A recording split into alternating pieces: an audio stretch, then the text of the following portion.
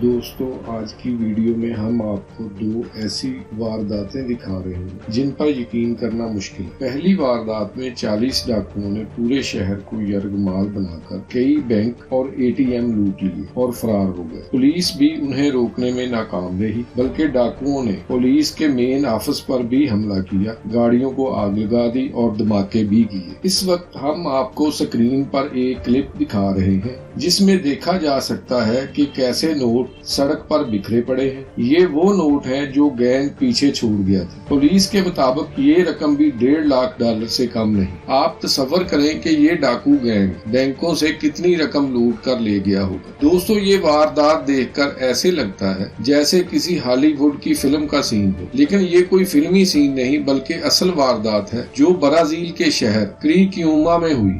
جس علاقے میں یہ واردات ہوئی اس کی رہائشی عورت نے اپنے بیان میں بتایا رات کے وقت میں اپنے بیٹے کو منع کر رہی تھی کہ ٹی وی کی آواز کم کرے کیونکہ اس کی ایکشن ویڈیو کا شور بہت زیادہ تھا، لیکن بعد میں اسے احساس ہوا کہ گولیوں کی آوازیں ویڈیو گیم سے نہیں بلکہ گھر کے باہر اصل گولیاں چلنے کی تھی۔ یہ واردات تقریباً 2 گھنٹے جاری رہی۔ گینگ کے 40 ڈاکوؤں نے شہر کا مکمل کنٹرول حاصل کر لیا تھا۔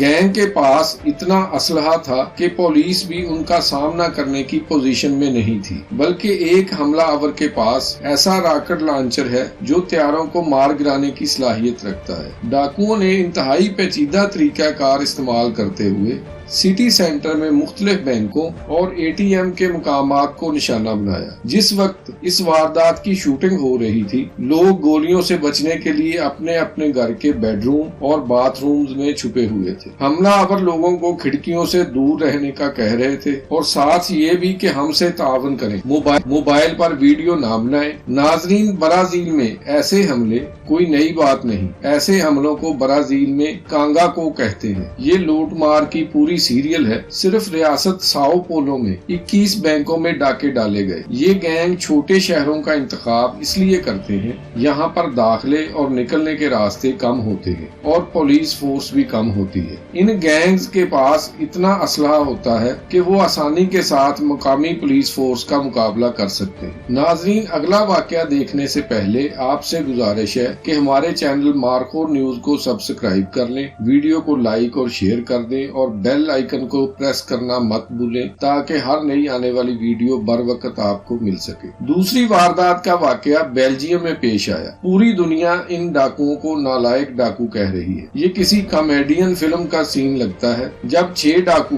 ایک دکان میں داخل ہوں اور مالک انہیں کہے کہ بعد میں آنا، میرے پاس ابھی کیش نہیں ہے۔ وہ واپس چلے جائیں اور شام کو دوبارہ آئیں تو پولیس ان کی منتظر ہو۔ یہ کسی مزاحیہ فلم کا منظر لگتا ہے، لیکن بیلجیم میں ای سگریٹ کی دکان کے مالک کے ساتھ یہ واقعہ حقیقت میں پیش آیا۔ سکرین پر آپ دیکھ سکتے ہیں پہلی بار کا یہ منظر جب یہ 6 ڈاکو دکان لوٹنے کی غرض سے دکان میں کھڑے ہیں۔ ایک ڈاکو کیش کاؤنٹر کے پاس ہے اور مالک ان سے کہہ رہا ہے کہ وہ شام کو آئیں، ابھی اس کے پاس زیادہ کیش نہیں ہے۔ ڈاکوؤں کے جانے کے بعد جب پولیس سے رابطہ کیا گیا تو پولیس اس پر یقین نہیں کر رہی تھی۔ شام 5 بجے ڈاکو پھر واپس آئے تو سیلز مین نے ان سے کہا کہ ابھی دکان بند ہونے میں 1 گھنٹہ باقی ہے۔ 1 گھنٹے کے بعد جب تیسری دفعہ ڈاکو واپس آئے تو پولیس ان کے انتظار میں کھڑی تھی۔ ان نالائق ڈاکوؤں کو دکان کے اندر سے گرفتار کر لیا گیا۔ دوستو، امید ہے آج کی یہ ویڈیو آپ کو پسند آئی ہوگی۔